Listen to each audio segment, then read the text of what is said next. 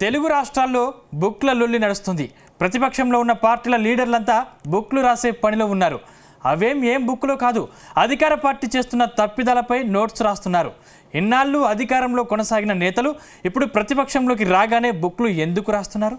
అసలు రాజ్యాంగాన్ని అమలు చేస్తామని చెప్పడం మానేసి సొంత రాజ్యాంగం అమలు చేస్తామని ప్రకటిస్తున్నారా? తెలుగు రాష్ట్రాల్లో రాజకీయాలన్నీ బుక్ల చుట్టూ తిరుగుతున్నాయి. రాజ్యాంగాన్ని ఫాలో కావాల్సిన నేతలు సొంతంగా బుక్లు మెయింటైన్ చేస్తున్నారు. ప్రతిపక్షంలోకి రాగానే కొందరు నేతలు సొంతంగా బుక్లు రాస్తున్నామని చెప్తున్నారు. గతంలో అధికారంలో ఉండగా బుక్ల ప్రస్తావన తీసుకురాని నారా లోకేష్ వైసీపీ అధికారంలోకి రాగానే రెడ్ బుక్ అంశాన్ని తీసుకొచ్చారు. వైసీపీ ప్రభుత్వ అరాచకాలను రెడ్ బుక్ లో రాసుకుంటున్నట్టు ప్రకటించారు.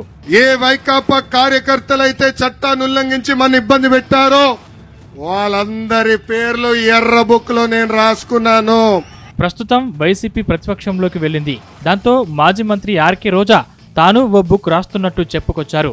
ఇటు తెలంగాణకు బుక్ల రాజకీయం పాకింది. మొన్ననే BRS MLC Kalvakuntla Kavitha pink book ప్రస్తావన తీసుకొచ్చారు. మేము కూడా చూస్తా ఉన్నాం, బీఆర్ఎస్ కూడా పింక్ బుక్ మెయింటైన్ చేయడం మొదలు పెడుతుంది.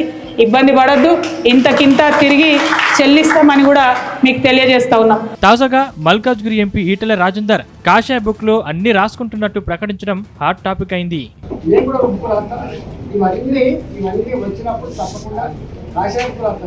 ఆంధ్రప్రదేశ్లో గత వైసీపీ ప్రభుత్వ అరాచకాలపై లోకేష్ రెడ్ బుక్ రాశారు. అప్పట్లో తమపై ఓవర్ యాక్షన్ చేసిన నేతలను రెడ్ బుక్ ఆధారంగానే కటకటాల వెనక్కి నెడుతున్నారనే ప్రచారం సాగుతోంది. తాజాగా వల్లభనేని వంశీ అరెస్టు కూడా రెడ్ బుక్ ఆధారంగానే జరిగిందని తెలుగు తమ్ముళ్లు చెప్తున్నారు. త్వరలోనే మరికొందరు లీడర్లను రెడ్ బుక్ ఆధారంగా అరెస్టు చేస్తారని అంటున్నారు. ఇదిలా ఉంటే ఇప్పుడు వైసీపీ నేతలు కూడా బుక్ రాస్తున్నట్టు ప్రకటించారు. కూటమి సర్కార్ ఆగడాలు, ప్రభుత్వ పెద్దల తీరుపై తాము ఓ బుక్ రాస్తున్నట్టు మాజీ మంత్రి రోజా ప్రకటించారు. మరో 4 ఏళ్లలో వచ్చేది తమ ప్రభుత్వమేనని, అధికారంలోకి రాగానే తమ బుక్ ను అమలు చేస్తామని అంటున్నారు.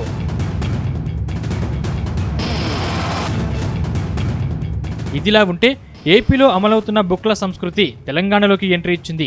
మల్కాజ్గిరి ఎంపీ ఈటెల రాజేందర్ కాషాయ బుక్ ప్రస్తావనను తీసుకొచ్చారు.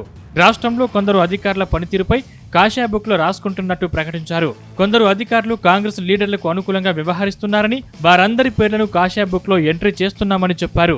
తెలంగాణలో బీజేపీ అధికారంలోకి రాగానే వీరందరి సంగతి తేలుస్తామని హెచ్చరించారు. ఈ సందర్భంగా కొందరు ఐఏఎస్, ఐపీఎస్ అధికారుల తీరుపై ఈటెల గుస్సయ్యారు.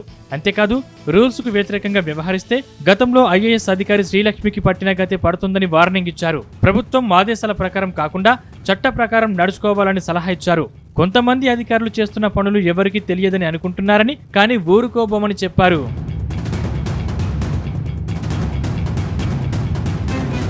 అంతకుముందు MLC Kalvakuntla Kavitha pink book గురించి ప్రస్తావించారు.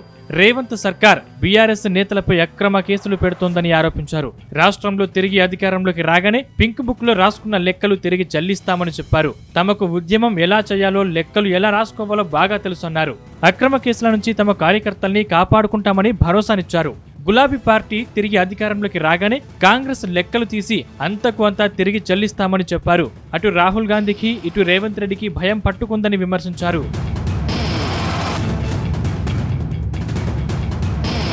మొత్తంగా రాజ్యాంగాన్ని అమలు చేస్తామని ప్రమాణం చేసిన లీడర్లు ఇప్పుడు ఎవరికి వారుగా సొంతంగా బుక్లు రాసుకుంటున్నారు. అంతేకాకుండా అధికారంలోకి రాగానే వ్యక్తిగత కక్షలు తీర్చుకునే ప్రయత్నం చేస్తున్నారనే టాక్ వినిపిస్తోంది. మరోవైపు రానున్న రోజుల్లో ఇంకెంతమంది లీడర్లు కొత్త బుక్లు ప్రవేశపెడతారోనని పొలిటికల్ సర్కిల్స్ లో విస్తృతమైన చర్చ జరుగుతోంది.